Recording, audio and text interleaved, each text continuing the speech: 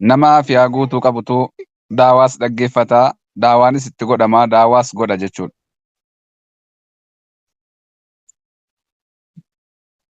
Yeroon akkana jedhu namni baay'een irra hedduun nama keenyaa baay'inaan nama dhukkuba keessa jirantu nama baay'ee jiran, nama rakkoo dhukkubaa himataa jiran, ka rakkoo addaallee himataa jiran. Nuti ka Rabbiin nagaa nu godhee fayyaa nu godhee guyyaa Jumaa kana har'a biyya addunyaa irratti aduun kun nutti baate Rabbii keenya shakkarru alhamdulillahi rabbil aalamiin. Ka fayyaa keenya osoo qabnuu rakkinni osoo nutti hin dhufin yaaddoon osoo nun qabin gammachuudhaan bakka kanatti walitti deebine Rabbii keenya shakkarru alhamdulillahi rabbil aalamiin haa galateeffannu.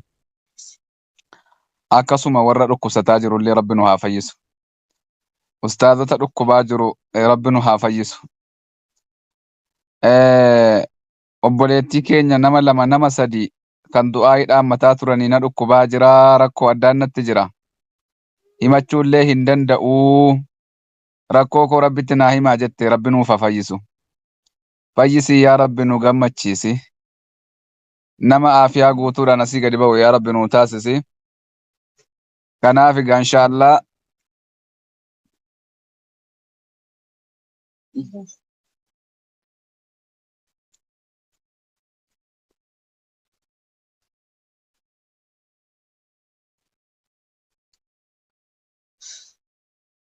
akkasii ajala teessaniillee harka baasuu jirtan gubbaallee jirtan akkasana inshaallah shabakaan addaan nu qabee ture.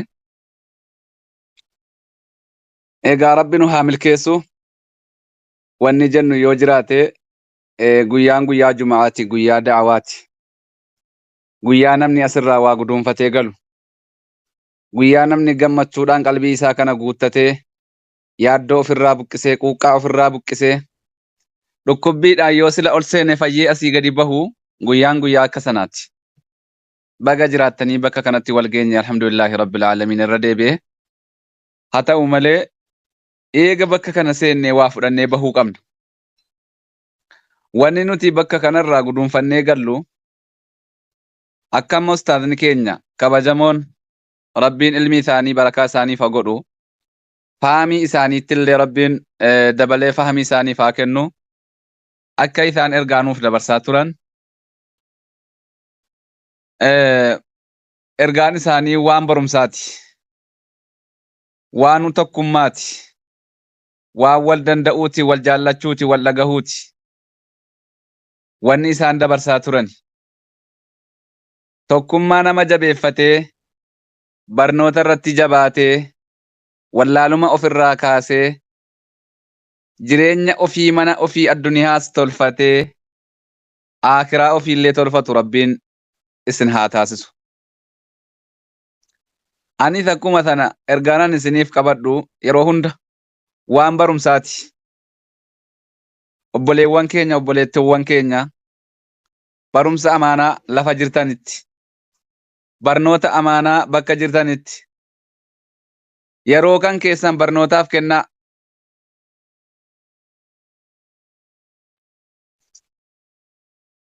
Yeroo keessan barnootaaf kennaa. Boqonnaan sammuu keessanii bakka barnootaa isiniif haa ta'u. Qabeenyi guddaan barnoota. Qabeenyi hattuun sirraa fudhachuu hin dandeenye barumsa barnoota. Qabeenya kaan hattuun namarraa fudhata. Yookaan qabeenya dhiisee nama biraa deema. Yookaan abbaatu dhiisee qabeenya biraa deema.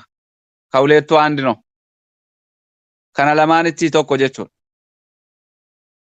Garuu beekumsa guddaa Rabbi sii kenninaan qabeenya keeti. Addunyaa irratti hin jiraattee akiraallee ittiin deemta. Jireenya addunyaas ittiin tolfattee kan akiraallee itti bareeffatta. Akkuma kana barnoota keessan jabeeffadhaa. Daawaa dhagahuu jabeeffadhaa. Ahkaama baradhaa. Ahkaama salaataa baradhaa. Waan salaata tolchu, waan salaata balleessu baradhaa. Barnoota yeroo jiran aliif jedhanii qara'uu qofa miti. Daawaa dhaggeeffachuun barnoota. Lafa daawaan jiru deemanii daawaa dhagahuun barnoota guddaadha. Waan salaata ofii barachuun barnoota guddaadha. Ibaadaan barnootaa malee hin toltu. Obboleewwan keenya. dhaamsi kiyya kanuma narraa guddifadhaa gara du'aayitti nachisni ce'a. Obboleettiiwwan keenya as keessa jirtan kan as keessa hin jirre karakkattee jennaan rakkoo kee namni sii arguu dhabe sii dhagahuu dhabe ol iyyattee jennaan iyyannoon kee bakka sii ga'uu dhabe arra bakkaan rabbi siif haa ga'u. Arra ulaa khayrii mara rabbi sitti banee qulfii sitti cufamee jiru sana rakkina sitti qollofamee jiru sana arra rabbi sirraa cufee ulaasii khayrii guddinaa rabbi sitti haa banu. Ka dhukkubsataa mana kana seente ka yaadda'aa yaaddoodhaan mana kana seente akkamitti rakkoo koo himadha harka baaseen himadhamoo eenyutti rakkoo koo himadha eenyutti mannaanarraa fuudhama jette rabbiin si dhagahaa jira si beekaa jira abshir si dhagata seetee wallaahi sin dagatu rabbiin quba si qaba. Ati osuma himatteeyyuu osoo himachuuyyuu baatte rabbiin gaafati keessoo keetti yaaddu quba si qaba. Garuu guyyaan ati furmaata argattu hadha rabbi siif haa godhu. Guyyaan ati furmaanni siif argamu guyyaa murteen barakaa wahii siif murtaa'u hadha rabbi siif haa taasisu. Akkuma kana obboleettii keenya tokko wallaahi boosse sagalee jabaa wayitiin natti himatte garaana nyaate kanatu olla baaselleena. Biyya namaa jirti akkuma namni biyya namaa jiraatu. Akkuma gabrummaan biyya namaa nama dhaabdu hin beektanii. Maal gabrummaa jenna gaa nuti maal jenna ree? Qananiin biyya namaa naman geessitu bar. Wallaahi tas naanna'uudhaaf biyya namaa dhaqu namni tas naanna'uudhaaf biyya namaa dhaqu amma qaba. Akkuma sana biyya namaa baate gaafa walitti qabattu qabeenya guddaa walitti qabattu waan waggaa lamaaf wayita dhaabbatte zaalimata irraa nyaate. Du'aayii kana rabbitti naa deebisaa jette. Warri bira jirtan marti keessan dhagaa jirtu dhagahaa zaalima akkanaallee rabbi sirraa haa eegu. Wallaahi ta'aabdee zaalima kennuu zaalima qallabuu rabbi najaasee haa baasu. Du'aayiin kun baay'ee barbaachisaadha ijoollee. Ustaazonni illee dhiifama naa godhaa malee du'aa'iin bakka kanaa itti yaadamuu qabas. Namni nasihaa walii yaadaan jiru yeroo ammaa. Namni hojjedhuu sammuu kee lawwaxi jedhaan jiru. Hojjedhuu as kenni. Hojjedhuu natti kenni. Kana yeroo ammaa kana lafarra baay'atee jiru. Garuu ati nama siif yaadu nama siif aadu siif quuqamu rakkoo kan geessirraa buqqisu rabbi sitti haa qabu. Zaalima immoo rabbi sinirraa haa qabu. Obboleettii keenya gaa yaaddoo keessa ciisaa jirtu.